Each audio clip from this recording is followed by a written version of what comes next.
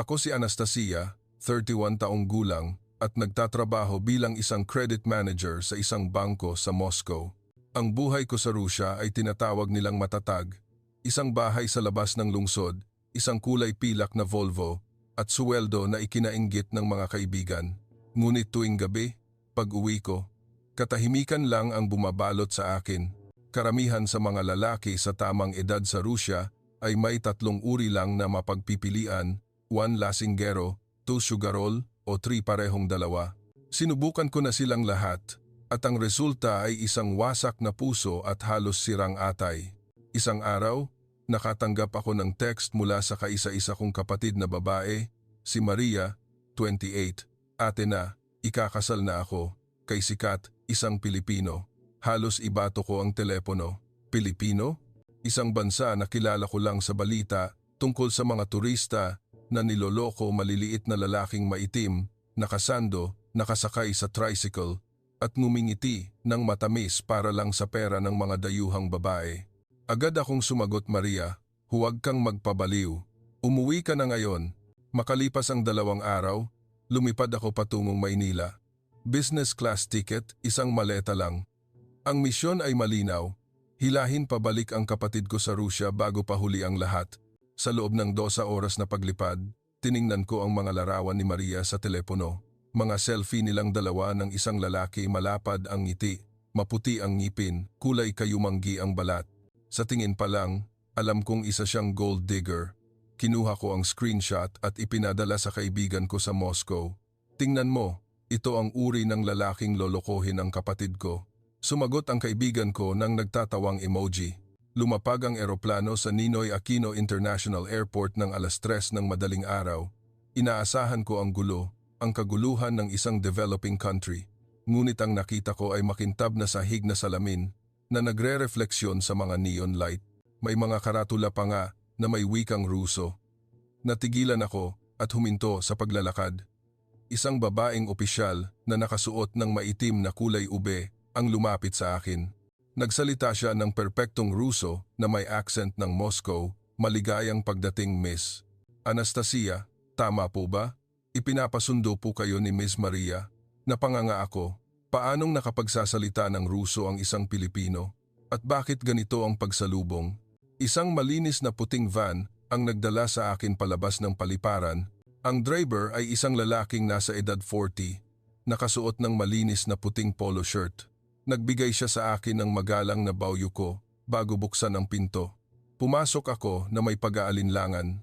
Sa daan, tumingin ako sa labas ng bintana. Matatayog na skyway, maliwanag na mga ilaw. Sa isip ko, ginawa lang ito para sa mga turista. Ang totoong Maynila ay siguro marumi tulad ng nakikita ko sa balita. Pumasok ang van sa isang maliit na eskinita. Malambot, kahel na ilaw, isang malaki, 2 palapag na bahay, ngunit malinis at maayos. Naghihintay si Maria sa harap ng bahay, nakasuot ng maluwag na damit at may bahagyang umbok ang tiyan. Nagulat ako, buntis na siya? Ngumiti si Maria ng nahihiya. 4 na buwan na, ate. Lumabas ang lalaki, si Sikat, mula sa bahay. Mas matangkad kaysa sa inaakala ko, mga 180 cm. Yumuko siya sa akin ng may malaking paggalang. Magandang gabi po, ate na. Ikinagagalak ko po kayong makilala. Malinaw ang Tagalog niya, ngunit napakagalang na ikinabigla ko. Hindi ako sumagot, tumango lang ako ng malamig. Halos hindi ako natulog sa gabing iyon, nakahiga sa sofa sa sala. Naririnig ko ang mahinang pag-uusap ni Sikat at Maria sa kusina, ang mahinang tawa ng kapatid ko. Iyon ang tunog na hindi ko na narinig kay Maria sa loob ng maraming taon, simula nang pumanaw ang mga magulang namin. Ikinuyom ko ang aking kamao. Bukas, kailangan naming mag-usap. Hihilahin ko siya pabalik, kahit anong paraan pa. Hindi ko pa alam na sa susunod na 3 araw, ang lahat ng pinaniniwalaan ko sa loob ng 31 taon ay tuluyang magigiba.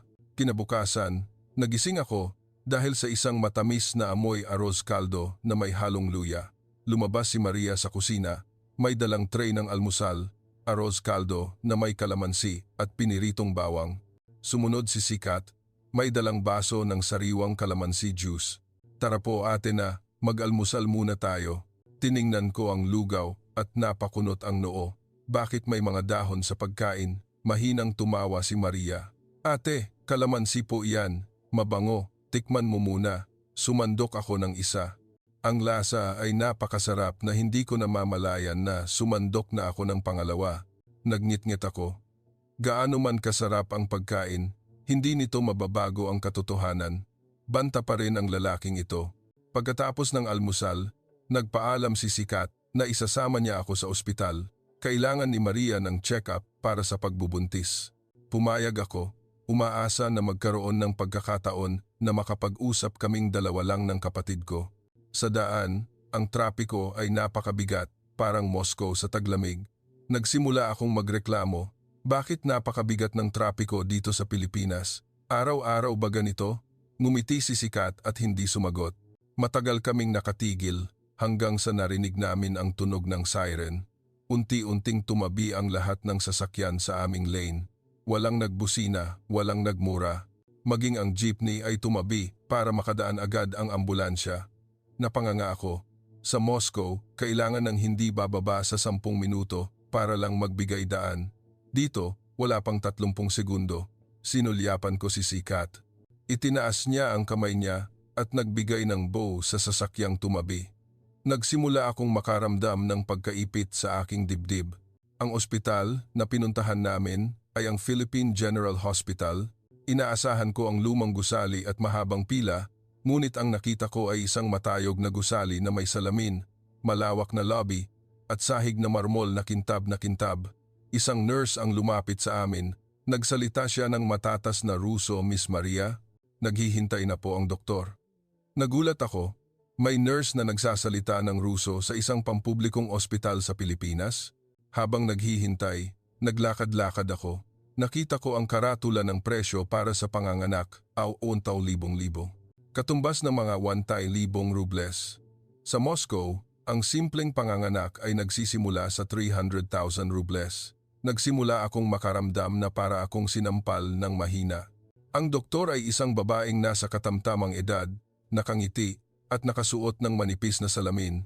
Sinuri niya ng detalyado si Maria, nagtanong tungkol sa morning sickness at pagkatapos ay binuksan ang ultrasound. Nakita ko ang imahe ng isang maliit na sanggol na gumagalaw sa tiyan ni Maria. Nag-Ingles ang doktor at Tagalog. Isinalin ni Sikat ang bawat pangungusap. Ang lakas ng bata sumusunod sa timbang. Mas marami na po kayong nakakain, di ba mami? Tumango si Maria, nagniningning ang mga mata. Tiningnan ko ang kapatid na matagal nang nalulumbay at umiinom ng gamot. Ngayon ay nakangiti ng malapad. Ikinuyom ko ang kamao ko sa bulsa. Hindi pa ako susuko. Paglabas ng ospital, dinala ako ni Sikat sa isang maliit na karinderya sa gilid ng kalsada para magtanghalian. Maliit na tindahan, may bubong na yero at isang lumang bentilador sa kisame. Napakunot ulit ang noo ko. Kumakain sa gilid ng kalsada, hindi ba sila nagkakasakit? Ngumiti si Sikat. Laki po ako sa ganito, hindi naman ako nagtatatay. Lumakad siya para umorder. Adobong manok na may sili at sinigang na hipon. Sinubukan ko ang adobo. Ang anghang ay nagpatulo ng luha ko, ngunit hindi ako makahinto. Ang init at anghang ay nagbigay buhay sa akin. Akala ko, matamis ang pagkain ng Pilipino, ngunit ito ay maanghang na nakakagising. Nagsimula akong makaramdam na unti-unti akong natatalo. Humingi ng pabor si Maria noong hapon na samahan ko siya sa simbahan. Magdadasal tayo para sa bata, ate. Ayoko sana, ngunit dahil nakita ko ang tiyan niya, pumayag ako. Ang simbahan ay ang San Sebastian Church. Nakita ko ang matayog na simbahan, nagawa sa bakal at pintura na parang makulay na salamin. Ang sikat ng araw sa hapon ay tumatama sa bintana. Napakaganda na saglit akong nakalimutan huminga. Maraming Pilipino ang nagdarasal. May mahirap, may mayaman, magkakahalo, walang naghuhusgahan sa isa't isa. Isang maliit na bata ang tumakbo at nag-abot sa akin ng bulaklak ng sampagwita. Napangiti ako ng malapad at nagbigay ng bow bilang paggalang. Kinuha ko ang bulaklak nang may pagtataka. Ang mahinang amoy ay nagpalambot lalo sa puso ko. Pagdating ng gabi, dinala ako ni Sikat sa isang tiangge sa Divisoria. Napakaraming tao na halos nagkakabangga na kami. Nagreklamo ulit ako sa isip ko. Ang daming tao, siguradong puno ng magnanakaw. Ngunit ang nangyari ay nadapa ako at nalaglag ang wallet ko. Agad na yumuko ang isang Pilipinong lalaki, pinulot, yumuko ulit at ibinalik sa akin. Sa inyo po kuya, mag-ingat po kayo. Umalis siya. Natigilan ako. Sa Moscow, kung nawala ang wallet, nawala na. Nagsimula akong makaramdam na para akong sinampal sa pangalawang pagkakataon sa araw na iyon. Hindi ako makatulog sa gabing iyon. Binuksan ko ang telepono at tiningnan ang mga lumang larawan ni Maria, ang mga hindi nakangiti, ang umiiyak sa banyo. Pagkatapos makipag-break, ang payat na kitang-kita ang tadyang. Pagkatapos ay ikinumpara ko kay Maria ngayon. Bilugan ang pisngi, nagniningning ang mga mata. Nagsimula akong tanungin ang sarili ko ng mahina. Baka mali ako simula pa lang. Maaga akong nagising kinabukasan, hindi sinasadya. Ang tunog ng Angelus at Cock-a-Doodle Duo, tilaok ng manok mula sa malapit ay pumasok sa bintana. Umupo ako at tiningnan ang kapatid ko na mahimbing na natutulog sa tabi ni Sikat. Magkayakap silang dalawa at malinaw na umbok ang tiyan ni Maria sa ilalim ng kumot. Ikinuyom ko ang kamao ko. Hindi pa huli. Kailangan ko siyang iuwi ngayon. Nauna si Sikat na nagising at pumasok sa kusina, amoy bawang at paminta. Lumabas ako at nakita siyang nagluluto ng kanin sa malakas na apoy, gamit ang isang lumang kawali na bakal. Ngunit mabilis siyang kumilos, parang isang chef. Ate na, gusto mo po ng sinangag? Magdadagdag po ako. Sumagot ako ng matigas. Hindi na, iuwi ko na si Maria ngayon. Tumigil si Sikat sa pagluluto at tumingin sa akin ng kalmado. Ate na, akala niyo po ba niloloko ko si Maria? Tinuya ko siya. Marami na akong nakitang Pilipinong lalaki na tulad mong ngiti ng matamis para sa pera. Dahan-dahan niyang ibinaba ang sandok. Naiintindihan ko po. Siguro maraming masamang balita sa Rusya. Pero mahal ko po talaga si Maria.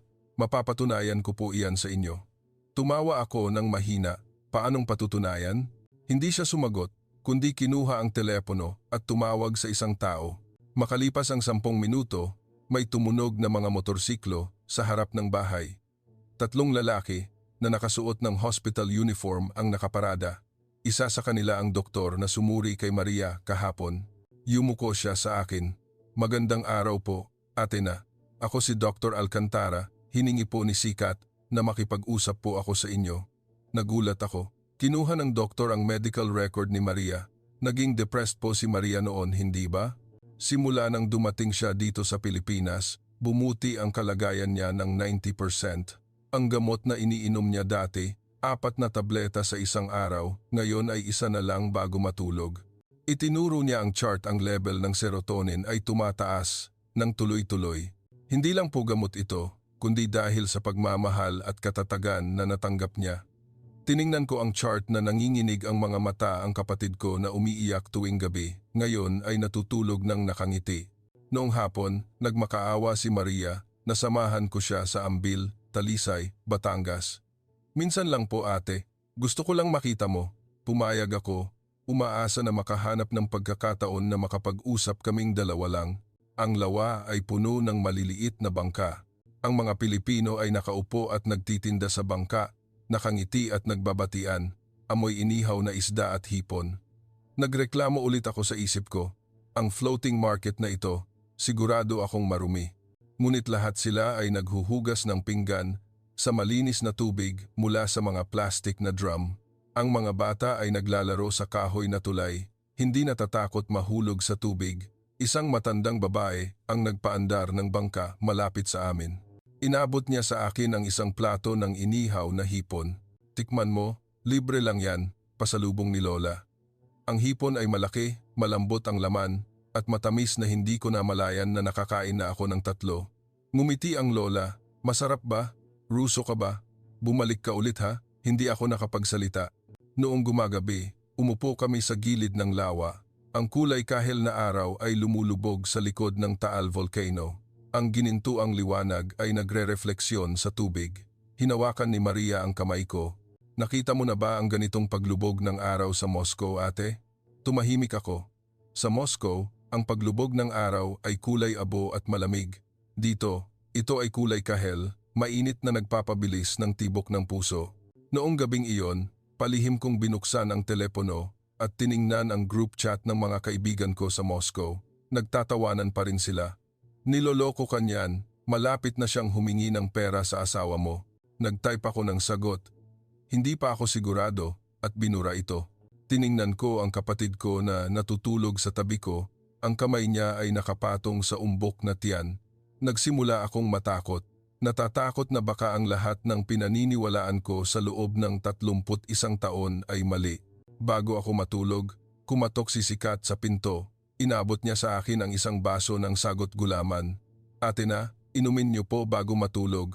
Makakatulong po sa inyo. Kinuha ko ang baso ng hindi namamalayan. Yumuko siya at umalis. Ininom ko ang tsaa. Matamis, malamig, nakakapresko ang lasa, ay unti-unting tinutunaw ang pader sa puso ko. Tumayo ako sa harap ng pinto ng silid, mahigpit na hawak ang baso ng sagot gulaman at nagsalita ng mahina sa sarili ko sa unang pagkakataon. Baka mali ako simula pa lang. Kinabukasan, nagising ako dahil sa malakas na ulan sa bubong na yero. Maitim ang kalangitan, parang Moscow sa taglagas. Pero dito, sa lakas ng ulan na ito, sigurado akong lulubog ang buong bayan. Binuksan ko ang pinto at nakita ko si Sikat na nagbubuhat ng sako-sakong buhangin para harangan ang harap ng bahay. Si Maria ay nakatayo, may payong, buntis, ngunit nakangiti pa rin. Ang lakas ng ulan, ate. Pero huwag kang mag-alala, hindi pa namin kailanman binaha ang bahay. Nagtawa ako sa isip ko. Ang bahay na kahoy na 2 palapag na ito, siguradong babahain. Makalipas ang 10 minuto, 3 o 4 na pamilya mula sa kapitbahay ang dumating, may dalang pala at sako-sakong buhangin. Walang nag-utos, ngunit lahat sila ay nagtutulungan na harangan ang kalsada sa harap ng subdivision. Sumigaw ang isang aling sa kapitbahay kay Sikat, "Sikat, huwag kang mag-alala sa bahay namin. Tulungan mo muna ang matatanda." Natigilan ako.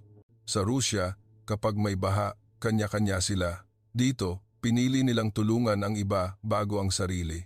Hindi pa rin tumitigil ang ulan. Biglang nakaramdam si Maria ng matinding pananakit sa tiyan.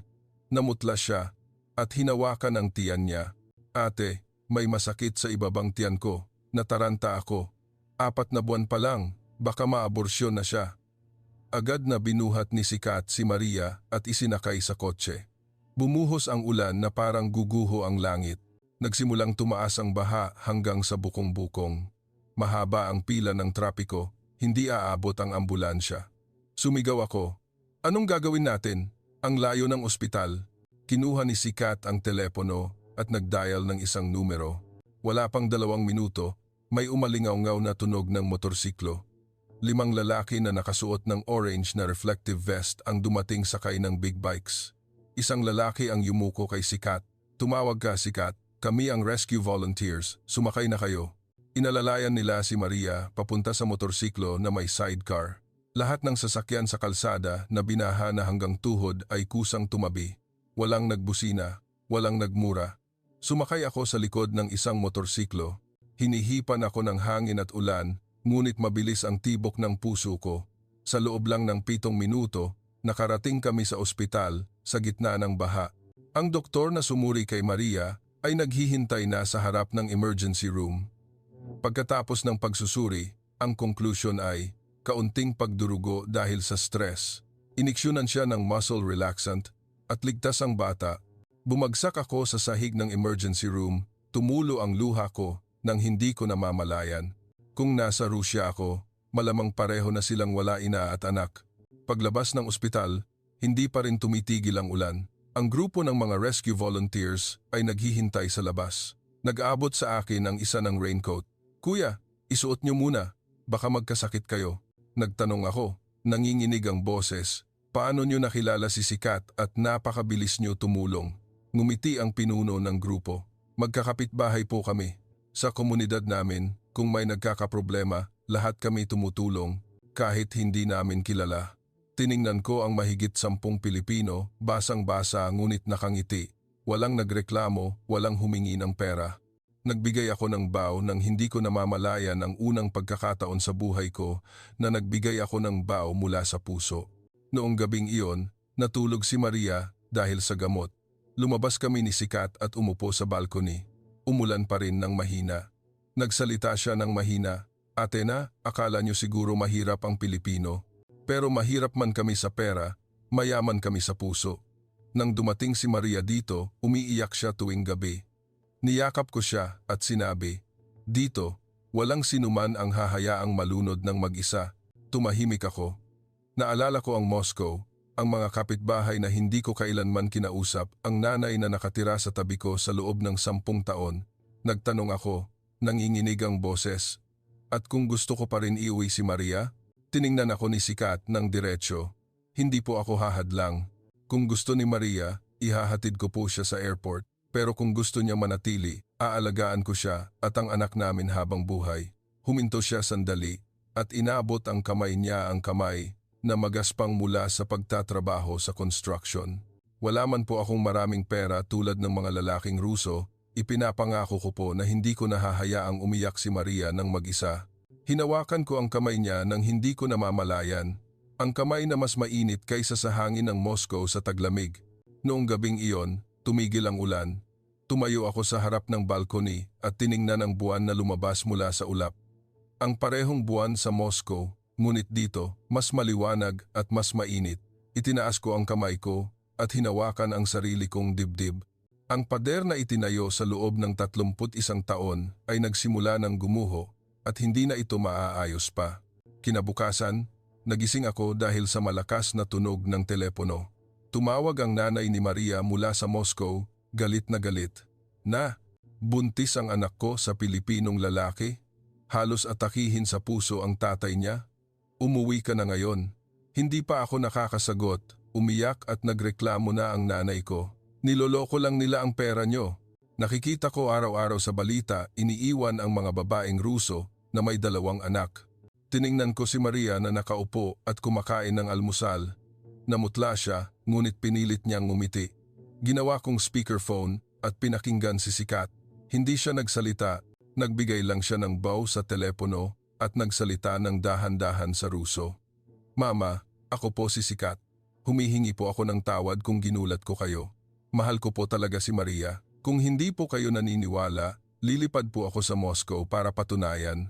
Huminto ang nanay ko sa loob ng 3 segundo at pagkatapos ay sumigaw, "Huwag kang lalapit sa anak ko," bago ibinaba ang tawag. Yumuko si Maria at umiyak ng tahimik. Niyakap ko ang kapatid ko sa unang pagkakataon sa loob ng maraming taon. Noong hapon, dinala ako ni Sikat sa bahay ng nanay niya, isang mataas na bahay na gawa sa kahoy sa probinsya ng Laguna. Ang nanay ni Sikat ay nasa edad 60, maliit, payat, ngunit nagniningning ang mga mata. Pagkakita niya sa akin, yumuko siya at niyakap ako ng mahigpit. Nagtagalog siya ng mabilis. Isinalin ni Sikat. Sabi ni nanay, welcome daw ang panganay niyang anak na babae mula sa Rusya. Mula ngayon, anak na niya si ate na. Nakatayo lang ako. Kumuha siya ng isang lumang picture album at binuksan. Mga larawan ni Sikat noong bata, payat dahil namatay ang tatay niya noong 10 taong gulang siya. Itinaguyod ng nanay niya ang 3 anak sa pagbebenta ng lugaw sa gilid ng kalsada. Sinabi niya na ang anak niya ay hindi kailanman nagbigay problema sa kanya. Nagpapadala siya ng pera sa nanay niya buwan-buwan simula noong 18 taong gulang siya. Tiningnan ko ang larawan ng isang lalaking nakangiti ng malapad sa album at pagkatapos ay tiningnan ang matangkad na lalaking nakatayo sa tabi ko. Tumulo ang luha ko nang hindi ko namamalayan. Noong gabing iyon, nagdaos ng maliit na handaan ang bahay ng nanay ni Sikat. Dumalo ang lahat ng kapitbahay. Walang mararangyang buffet, mayroon lang isang malaking banig na nakalatag sa sahig at mahigit 10 uri ng ulam na dinala ng bawat pamilya. Ang aling sa tabi ay nagdala ng sinigang na hipon. Ang tito sa tabi ay nagdala ng inihaw na isda. Ang mga bata ay naglalaro sa paligid ng bahay. Walang nagtanong sa akin kung saan ako nanggaling. Lahat sila ay tinawag akong ate na simula pa sa simula. Isang tita ang nag-abot sa akin ng isang plato ng Bicol Express. "Kainin mo lahat, anak. Masarap yan." Kinain ko ang Bicol Express hanggang sa tumulo ang luha ko dahil sa anghang, ngunit tumawa ako nang hindi ko namamalayan ang unang pagkakataon sa loob ng maraming taon na tumawa ako mula sa puso. Sa gitna ng handaan, itinaas ng nanay ni Sikat ang kamay niya at nag-anunsyo ng malakas. Ngayon, mayroon tayong 2 bagong anak at manugang. Si Maria at si Athena ay mga anak ko na. Nagpalakpakan at nagsigawan ang lahat. Isang bata ang tumakbo at nagbigay sa akin ng card na sulat kamay. Nakasulat, "Welcome po, Athena mula sa Rusya. Ang pangalan ko po ay Kwek-Kwek. Sana po manatili kayo ng matagal." Niyakap ko ang bata ng mahigpit. Noong gabing iyon, natulog ako sa bahay ng nanay ni Sikat. Isang maliit na silid may puting kulambo. Ang tunog ng mga kuliglig at palaka ay mas malakas kaysa sa air conditioner sa Moscow. Palihim kong binuksan ang telepono at nag-text sa tunay kong nanay. "Nay, nakita ko na po ang pamilya dito. Wala man po silang maraming pera, pero mayroon sila sa isa't isa. Hindi na po nag-iisa si Maria." Sumagot ang nanay ko ng isang pangungusap lang. "Kung niloloko ka talaga niyan, paano ka makakabalik?" Ipinatay ko ang telepono at tiningnan ang kahoy na kisame. Sa unang pagkakataon, naramdaman ko na ang salitang pamilya ay hindi nakabatay sa dugo, kundi sa taong handang magbigay sa iyo ng payong sa araw ng malakas na ulan. Bago matulog, kumatok ang nanay ni Sikat. Inabot niya sa akin ang isang lumang kumot. "Huwag ka nang ginawin, anak," hinabi ko iyan. Ang kumot ay may mahinang amoy ng pandan. Niyakap ko ang kumot ng mahigpit at umiyak ng tahimik sa dilim. Umiyak dahil alam ko na ang pader na itinayo ko sa loob ng 31 taon ay gumuho na sa isang gabi. Kinabukasan, nagising ako dahil sa amoy ng matapang na kape barako na niluto ng nanay ni Sikat. Isang malaking tasa na may disenyong manok. "Inom muna ng kape, anak. Ihahatid kita sa palengke." Nagulat pa rin ako sa salitang anak na tinawag niya sa akin simula pa noong isang gabi, ngunit ang puso ko ay hindi sumalungat. Ang palengke na dinala niya sa akin ay ang Mauban Fishport Market. Ang mga gulay, isda at hipon ay nakalatag sa riles ng tren. Nanlaki ang mata ko. Kapag dumating ang tren, mamamatay silang lahat, tumawa ang nanay niya. "Hindi, anak. Tatago lang sila at yuyuko ng kaunti." Eksaktong 8 ng umaga, tumunog ang busina ng tren. Naghiyawan ang lahat. Ayan na. Ayan na. Agad na tiniklop ng bawat tindahan ang mga tolda sa loob ng 10 segundo. Dahan-dahang dumaan ang tren, 1 pulgada lang ang layo sa ulo ng mga nagtitinda. Yumuko lang silang lahat ng kaunti at ngumiti sa isa't isa. Pagkatapos dumaan ang tren, bumalik ang lahat sa loob ng 10 segundo. Walang nasaktan, walang nagmura. Nakatayo ako, nakanganga.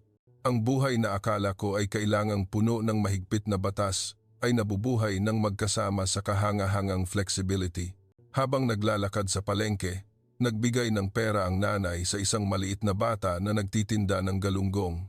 Nagbigay ng bow ang bata, kinuha ang pera at tumakbo para bumili ng candy para sa nanay niya. Ang bata ay nawalan ng magulang dahil sa COVID. Inalagaan ng nanay niya simula noong 9 taong gulang siya. Lahat ng tao sa palengke ay nagtutulungan para matustusan siya. Tiningnan ko ang bata na tumatakbo, nakangiti, at naisip ko ang sarili ko noong bata ang mga magulang ko na nag-aaway araw-araw hanggang sa naghiwalay. Walang sinuman ang bumili ng candy para sa akin. Tanghali, nakatanggap ako ng tawag mula sa bangko sa Moscow. Galit na tumawag ang boss ko. Ang biglaan mong pag-alis, may problema ang kumpanya. Kung hindi ka babalik sa loob ng 3 araw, ituturing namin na umalis ka na." Nagulat ako. Ang trabaho na mahal ko, ang mataas na suweldo, ang bahay na binabayaran ko lahat ay mawawala. Lumingon ako kay Maria na nakaupo at naghahabi ng damit ng bata kasama ang nanay ni Sikat. Ngumiti siya sa akin ng may pagmamahal. Pinatay ko ang tawag ng walang sinasabi. Noong hapon, dinala ako ni Sikat sa trabaho niya. Siya ay isang construction engineer para sa proyekto ng LRT-MRT. Malawak ang site, may daan-daang workers, ngunit ang nakita ko ay lahat ng workers ay may safety helmet, may insurance, may libreng kantin, may clinic. Dinala ako ni Sikat sa workers' quarters, malinis na double-deck beds, may ventilador, may sariling refrigerator. Naging construction worker din po ako dati. Alam ko kung gaano kahirap ang mga workers, kaya nagtatag kami ng foundation para magtulungan. Kung may nagkasakit, lahat kami nag-aambag para sa bayarin. Isang worker ang lumapit at nagbigay ng baw sa akin. Ate na, sabi ni Kuya Sikat, welcome po. Kung mananatili po kayo sa Pilipinas, magtrabaho po kayo sa amin. Ngumiti ako nang hindi ko namamalayan. Noong gabing iyon, kumain kami sa isang seafood restaurant sa gilid ng dagat sa Batangas. Ang kahoy na mesa ay nakausli sa dagat. Ang araw ay lumulubog, kulay kahel pula. Hinawakan ni Sikat ang kamay ni Maria at nagsalita ng mahina. Bukas, hihingin ko ang kamay ni ate na ng formal. Patutunayan ko sa kanya na mahal ko talaga si Maria. Tumahimik ako at nagtanong ng tanong na matagal nang nasa isip ko. Kung balang araw, gustong bumalik ni Maria sa Rusya? Tiningnan niya ako ng diretsyo. Susunod po ako. Sasamahan ko siya sa Moscow para ang anak namin ay makasama ang nanay at lola niya. Umiyak si Maria. Umiyak din ako. Ang lalaking ito ay handang iwanan ang lahat para sa kapatid ko. Samantalang ang ex ko sa Rusya ay nagsabi, kung gusto mo magkaanak, hindi pa ako handa. Noong gabing iyon, nakipag-usap ako kay Maria nang kaming dalawa lang sa unang pagkakataon. Ate, masaya po talaga ako dito. Walang naghuhusga sa akin na depressed ako dati. Walang tumitingin sa akin na parang problema. Minamahal nila ako kung sino ako. Niyakap ko ang kapatid ko ng mahigpit. Naiintindihan ko na hindi na kita iuwi. Umiyak si Maria sa bisig ko. Umiyak ako dahil alam ko na ang pag-ibig na hinahanap ko sa loob ng 31 taon ay wala sa Moscow. Ito ay narito sa lupa na minsan kong hinamak. Bago matulog, nag-text ako sa boss ko sa Moscow. Magre-resign na po ako. Nakita ko na po ang gusto kong manatili at pinatay ko ang telepono. Binuksan ko ang bintana. Sinalubong ang hangin ng dagat at amoy ng bulaklak. Ngumiti ako sa sarili ko sa dilim. Sa unang pagkakataon, naramdaman ko na ang bahay ay hindi isang lugar, kundi isang damdamin na handang magbigay ng payong sa iyo sa araw ng malakas na ulan. Sa 7 araw ko sa Pilipinas, nagising ako dahil sa malakas na ulan ulit, ngunit sa pagkakataong ito hindi lang ordinaryong ulan. Nagbabala ang radyo. Ang pinakamalaking bigla ang pagbaha sa loob ng 10 taon. Umapaw ang Laguna de Bay. Ang bahay ng nanay ni Sikat sa Laguna ay binaha hanggang dibdib. Hindi tumigil ang telepono ni Sikat sa pagring. Mag-isa ang nanay niya sa bahay.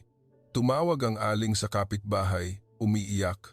Sikat, natumba ang nanay mo sa bahay. Baha na hanggang dibdib at bali ang bintin niya. Namutla si Sikat.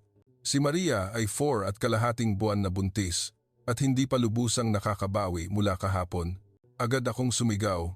Sasama ako. Sumakay kami sa pickup truck ng kapitbahay na mataas ang gulong. Bumuhos ang ulan na parang guguho ang langit. Ang kalsada ay naging ilog. Mahabang pila ng sasakyan. Nagdial si Sikat ng numero para tawagin ang dating grupo ng rescue volunteers. Ngunit nanginginig ang boses na sumagot. Sikat, ang bangka namin ay naipit sa kabilang bahagi. Napakalakas ng agos. Tiningnan ko ang orasan. Kung magpapabagal pa kami ng 1 oras, baka mamatay ang nanay niya dahil sa pagkalunod o pagdurugo. Umiyak si Maria sa kotse. Ate na, mamamatay ba si nanay? Hinawakan ko ang manibela ng mahigpit hanggang sa pumuti ang mga daliri ko at gumawa ako ng pinakamalaking desisyon sa buhay ko. Ako ang magmamaneho. Tinigas ko ang gas pedal, lumusot sa baha na hanggang baywang. Umungol ang makina ng kotse. Tumalsik ang tubig sa salamin. Sumigaw si Sikat, nagtuturo mula sa telepono na nakakabit pa rin sa kapitbahay. Kaliwa pa, mga 500 metro. Nagmaneho ako sa baha sa bilis na 70 kph. Nanginginig ang kotse na parang masisira. Mahigpit na kumapit si Maria. Panginoon, tulungan mo. Pagkalipas ng 47 minuto, nakarating kami sa bahay. Baha na talaga hanggang dibdib. Ang kahoy na bahay ay mataas, ngunit ang unang palapag ay lubog. Ang nanay ay nakahiga, walang malay, sa 2nd palapag. Bali ang binti, baluktot ang hugis, dumudugo. Umiyak si Sikat sa harap ko sa unang pagkakataon. Nanay ko, hindi na ako nag-aksaya ng oras. Binuhat ko ang maliit at payat na nanay sa likod ko. Binuhat ni Sikat si Maria. Lumabas kami sa baha. Ang mga kapitbahay ay nakatayo sa mataas na kalsada, umiiyak at sumisigaw ng pag-asa. May nag-abot ng lubid, may nag-abot ng paddle. Walang tumakas. Lahat sila ay naghihintay para tumulong. Lumangoy ako, dala ang nanay, sa malakas na agos. Ang binti ng nanay ay tumama sa binti ko hanggang sa dumugo, ngunit hindi ako nakaramdam ng sakit. Ang naririnig ko lang ay ang malakas na tibok ng puso ko.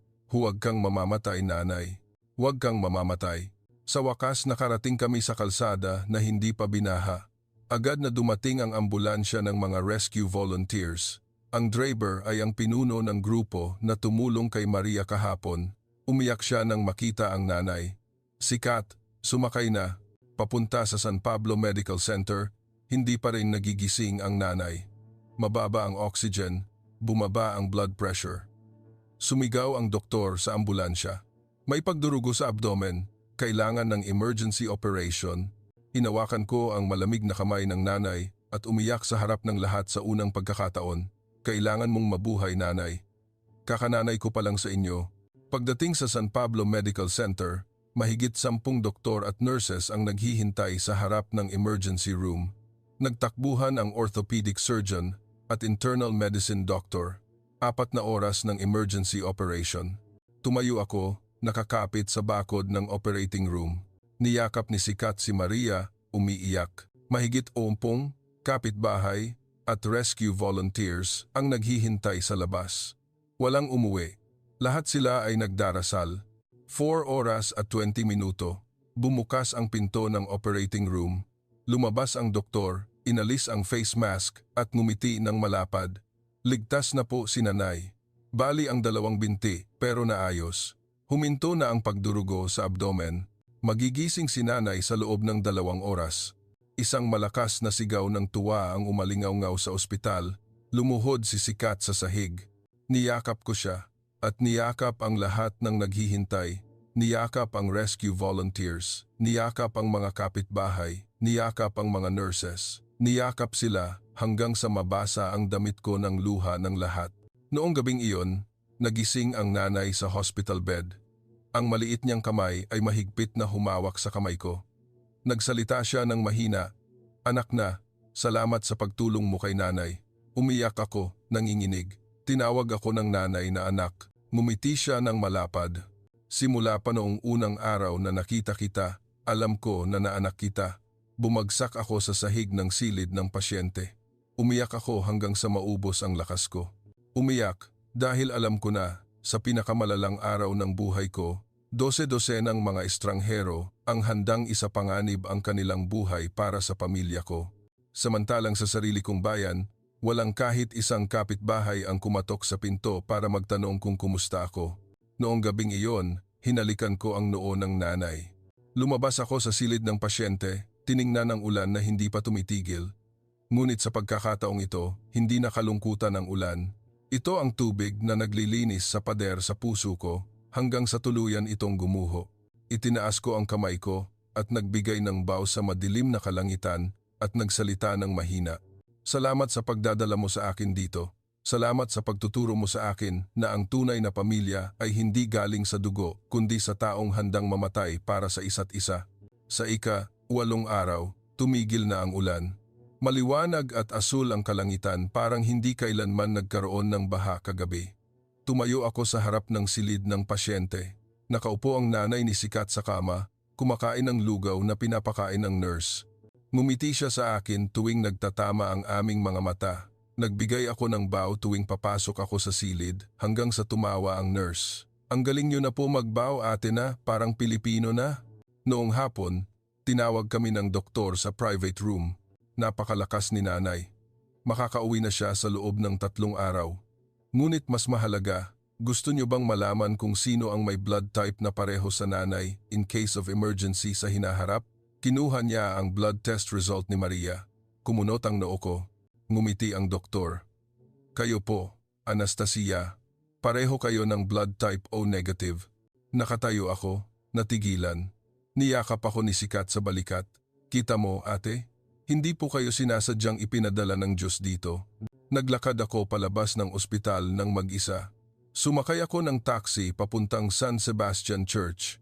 Ang simbahan na pinuntahan ko kasama si Maria sa unang pagkakataon. Umakyat ako sa mataas na bahagi ng simbahan, Tiningnan ang lawa ng Laguna de Bay na binaha kagabi, ngayon ay tahimik na parang salamin. Kinuha ko ang telepono at tinawagan ang tunay kong nanay sa Moscow sa huling pagkakataon. Nay, hindi na po ako babalik. Agad na umiyak at nagreklamo ang nanay ko. Niloloko ka niyan. Nababaliw ka na. Huminga ako ng malalim. Nay, tinanong niyo po ba ako kung masaya po talaga ako sa Moscow? Nagtrabaho po ako ng husto para sa mataas na suweldo, pero ang inuuwian ko lang ay isang walang laman na silid. Ang mga kapitbahay ay hindi ako kinakausap. Ang ex ko ay iniwan ako dahil ayaw niya ng anak. Dito, ang mga estranghero ay handang mamatay para sa isa't isa. Ang nanay ng asawa ko ay tinawag ako na anak simula pa noong unang araw. May pamilya na po ako, Nay. May bahay na po ako. Matagal siyang natahimik at pagkatapos ay nagsalita ng nanginginig ang boses. Kung masaya ka talaga, hindi na kita hahadlangan. Umiyak ako sa telepono. Mahal kita, Nay. Balang araw, dadalhin kita dito para makita mo kung paano sila magmahalan dito. Ibinaba ko ang tawag at lumuhod sa harap ng simbahan ng San Sebastian Church 3 beses. Tumulo ang luha ko. Nagsalita ako sa sarili ko ng malakas. Akala ko mahirap ang Pilipinas. Pero ako pala ang mahirap-mahina sa puso, mahina sa pag-ibig, mahina sa kahulugan ng salitang pamilya. Kinuha ko ang bulaklak ng sampaguita na binigay sa akin ng bata noong unang araw, ang bulaklak na tuyo na sa bulsa ko. Hinalikan ko ito at pinakawalan sa lawa. Ang bulaklak ay lumutang sa agos, parang ang lumang paniniwala na unti-unting lumulutang palayo sa puso ko. Tumayo ako, nagbigay ng bow sa kalangitan, at nagsalita ng pangungusap na nagbago sa buhay ko habang buhay. Hindi ako tinuruan ng Pilipinas kung gaano kaganda ang Pilipinas, kundi tinuruan ako kung gaano tayo kaganda bilang tao kung pipiliin nating magbukas ng puso. Ngumiti ako sa lawa, ngumiti sa araw na lumulubog, ngumiti sa sarili ko na nabulag sa loob ng mahabang panahon, at sa sandaling iyon, alam ko na. Hindi ako dumating sa Pilipinas para iuwi ang kapatid ko, kundi ipinadala ako ng Diyos dito para iuwi ang sarili ko. Makalipas ang 3 buwan, nakatayo ako sa delivery room ng Philippine General Hospital ng anak na si Maria. Mahigpit na hawak ni Sikat ang kamay niya. Ang nanay ni Sikat ay nakaupo sa wheelchair sa tabi ng kama, nakangiti ng malapad, nakasuot pa rin ng cast. Nakatayo ako, may hawak na video camera at hindi tumitigil sa pag-iyak simula pa noong unang sigaw ng bata. Lalaki po. Napakalakas. Binuhat ng doktor ang maliit kong pamangkin, nakabalot sa asul na kumot, maputi at pinkish ang balat, malaki ang mata tulad ni Maria, at light blonde ang buhok tulad ng sa akin. Umiyak si Maria, nakangiti. Ate na, anong ipapangalan natin sa kanya? Yumuko ako at hinalikan ang noo ng kapatid ko at tumingin kay Sikat para siya ang magpangalan. Tiningnan ako ni Sikat ng nakangiti. At nagsalita ng nanginginig ang boses. Nicolay Alcantara po. Nicolay para kay ate na. Alcantara para sa internal medicine doctor na nagligtas sa nanay. Lumuhod ako sa tabi ng kama, niyakap ang pamangkin ko ng mahigpit hanggang sa nagulat ang bata at umiyak ng malakas. Umiyak ako dahil alam ko na, hindi lang ako tita, kundi isa na ako sa pamilyang ito, ng totoo. Makalipas ang 1 taon, formal akong nag-resign sa bangko sa Moscow. Ibinenta ko ang bahay at lumipat sa Pilipinas ng permanente. Ako at ang 3 pang kaibigan na Ruso na iniwan ng mga asawang Ruso ay nagbukas ng bahay ng pag-ibig, warm home, isang shelter para sa mga dayuhang babae na nag-asawa ng Pilipino ngunit iniwan o inabuso. Noong araw ng pagbubukas, halos 100 babaeng Ruso, Ukrainian at Belarusian ang dumalo. Tumayo ako sa stage at nagsalita sa Tagalog na may accent. 3 taon na ang nakalipas, pumunta ako dito para pagalitan ng kapatid ko dahil naniniwala ako na niloloko lang ng Pilipinong lalaki ang pera namin. Ngunit tinuruan ako ng Pilipinas na ang tao ay maaaring manloko sa lahat ng bansa at maaari ring magmahalan sa lahat ng bansa, hindi perpekto dito. May trapiko, may baha, may problema, tulad ng lahat ng lugar.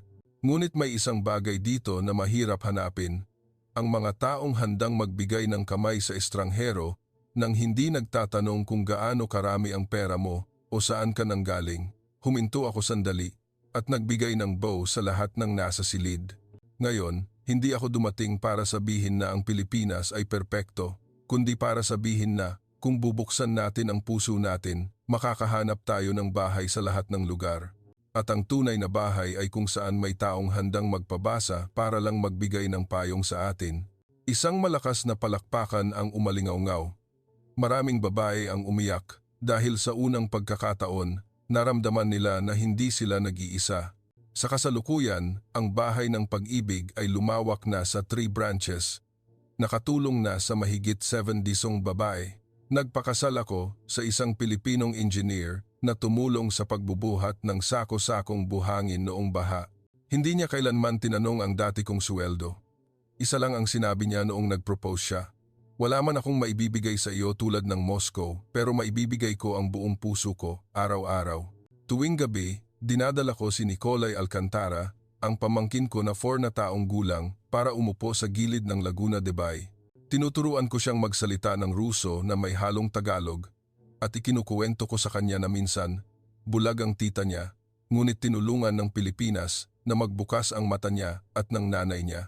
Ang maliit na bata ay tumatawa at tumatakbo para pumulot ng sampagwita para sa akin tulad ng bata noong 4 na taon na ang nakalipas. Kinuha ko ang bulaklak, hinalikan ito at pinakawalan sa lawa tulad noong araw na iyon dahil alam ko na ang sampagwita ay hindi kailanman namatay sa putik. Naghihintay lang ito sa araw na may mag-aabot ng kamay para buhayin ito at ang Pilipinas ang kamay na umabot para buhayin ako sa pinakamalalim kong pagkalunod. Makalipas ang 5 taon, parang isang kasinungalingan. Ngayon ang ika-5 birthday ni Nicolay Alcantara. Ang unang branch ng bahay ng pag-ibig sa Batangas ay nagdaos ng isang malaking handaan. Mahigit 70 bata na may iba't ibang lahi ang naglalaro sa damuhan. Ang mga watawat ng Rusya, Ukraine, Alemanya, Tsina, Laos at Cambodia ay nakahanay sa bilog sa ilalim ng puting tolda. May karatula na sulat kamay ng bata. Dito, walang estranghero. Mayroon lang pamilya na hindi pa nagkakakilala. Tumayo ako sa kahoy na stage na pininturahan ng mga bata. Hawak ko ang mikropono na nanginginig pa rin ng kaunti tulad noong unang araw at nagsalita ako sa Tagalog na matatas na nagulat ako sa sarili ko. 5 taon na ang nakalipas, dumating ako dito na may isang maleta lang at pusong puno ng pader. Akala ko, tutulungan ko ang kapatid ko, ngunit ang Pilipinas pala ang tumulong sa akin. Tinulungan akong magbukas ang mata na nabulag sa loob ng 31 taon. Tinulungan akong matuto na ang kadakilaan ng isang bansa ay hindi sinusukat sa matataas na gusali o pera sa bangko, kundi sinusukat kung sa araw ng malakas na ulan, may handang magpabasa para lang magbigay ng payong sa atin. Huminto ako, huminga ng malalim, at nagbigay ng bow sa lahat ng nasa party. Salamat sa pagpapaanak sa akin ulit, salamat sa pagpapatao ulit sa akin. At salamat sa kapatid ko na naglakas loob na lumipad sa buong mundo para pagalitan ang mga Pilipino, ngunit sa huli, natutunan kong mahalin ang mga Pilipino nang higit pa sa pagmamahal ko sa sarili ko. Isang malakas na palakpakan ang umalingaw-ngaw. Maraming babae ang umiyak dahil sa unang pagkakataon, naramdaman nila na hindi sila nag-iisa. Noong gumagabi, natapos na ang handaan. Lumakad ako ng mag-isa sa dock sa likod ng bahay ng pag-ibig, ang Laguna de Bay, na bumaha sa bahay namin 5 taon na ang nakalipas, ngayon ay tahimik na at nakikita ang mga bituin na nagre-refleksyon. Kinuha ko ang sariwang sampagwita na binigay ng mga bata ngayon. Sumulat ako ng maikling mensahe sa petal gamit ang marker. Mula sa taong minsan ay humamak hanggang sa lupa na nagmahal sa akin ng higit pa sa pagmamahal ko sa sarili ko. Salamat sa pagtuturo mo sa akin na ang bulaklak ay hindi kailanman tumutubo sa malinis na tubig kundi sa putik. At ako rin. Nabuhay ulit dahil sa putik na tinatawag na Pilipinas. Pinakawalan ko ang bulaklak sa tubig. Dahan-dahan itong lumutang sa agos, parang ang buhay ko na minsan ay nalunod, ngunit ngayon ay lumulutang na ng payapa. Itinaas ko ang kamay ko, nagbigay ng bow sa lawa sa huling pagkakataon, at tumalikod para hanapin ang pamilya ko na naghihintay sa dalampasigan. Niyakap ni Maria ang pangalawa naming anak na lalaki na bagong silang. Niyakap ni Sikat ang balikat ng nanay na nakakalakad na ng normal. Kinawayan ako ng mga bata. Tita na, uwi na tayo. Ngumiti ako ng malapad hanggang sa sumakit ang pisngi ko at lumakad ako pabalik sa kanila. Dahil alam ko na, ang tunay kong paglalakbay ay hindi nagsimula sa Moscow Airport.